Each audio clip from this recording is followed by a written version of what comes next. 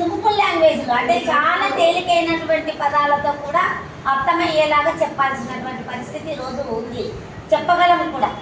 అట్లనే ఒక అమ్మను నేనే బొమ్మను నేనే మాట్లాడించే బొమ్మను కూడా నేనే అని చెప్తాను.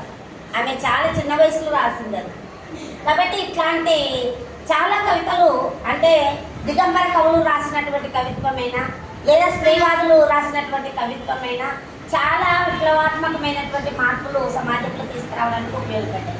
కాబట్టి మనం మార్పులు కోరేటువంటి వాళ్ళం, సమాజాన్ని కోరేటువంటి వాళ్ళం. కాబట్టి తప్పనిసరిగా భావజాల రంగంలో కూడా తగిన కృషి చేయాలి. మంచి భావజాలం, శాస్త్రీయమైనటువంటి అభ్యుదయకరమైనటువంటి ఆలోచనలు ఉండే భావజాలాన్ని సమాజంలోకి తీసుకెళ్లాల్సినటువంటి అవసరం ఉంది. తర్వాత ఆర్తులు, తర్వాత అన్నార్తులు ఎవరైనా ఉన్నా అంటే పీడితులు, అణచివేతకు గురయ్యేటువంటి వాళ్ళు ఎవరైనా కూడా దోపిడీ వర్గాలకు వ్యతిరేకంగా కూడా మనం కళలను జల్పించాల్సినటువంటి పరిస్థితి ఈరోజు ఉంది. మీకు చాలా సంవత్సరాల క్రితం ఉండేటువంటి గురజాడ అప్పారావుని మనం గుర్తు చేసుకుంటున్నాం, కందుకూరి వారిని స్మరించుకుంటున్నాం.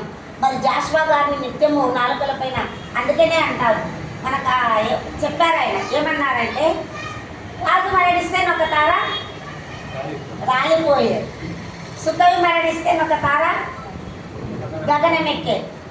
ప్రజలు అంటే మామూలుగా శిలాశాసనాల్లో రాజులు జీవిస్తారు, మామూలుగా కవులు మాత్రం మన నాలుకల పైన పద్యం ద్వారానైతే కవిత ద్వారానైతే ఈ రోజు ఉన్నారు. చాలా మంది చనిపోయినా కూడా ఈరోజు శ్రీశ్రీ చనిపోయినా, శివసాగర్ చనిపోయినా వారి యొక్క కవిత్వాన్ని మనం నిత్యము చూస్తూ ఉంటాం అడపదడప సందర్భోచితంగా.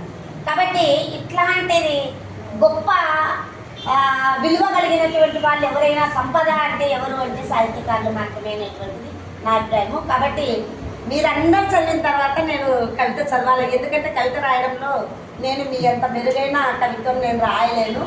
కాబట్టి మాట్లాడగలనేమో కానీ కవిత్వం అయితే రాయలేను. కొంత నేను కూడా ఒక 2 కవితలు ఈరోజు రాసుకొని వచ్చాను బడి నుంచి వచ్చిన తర్వాత.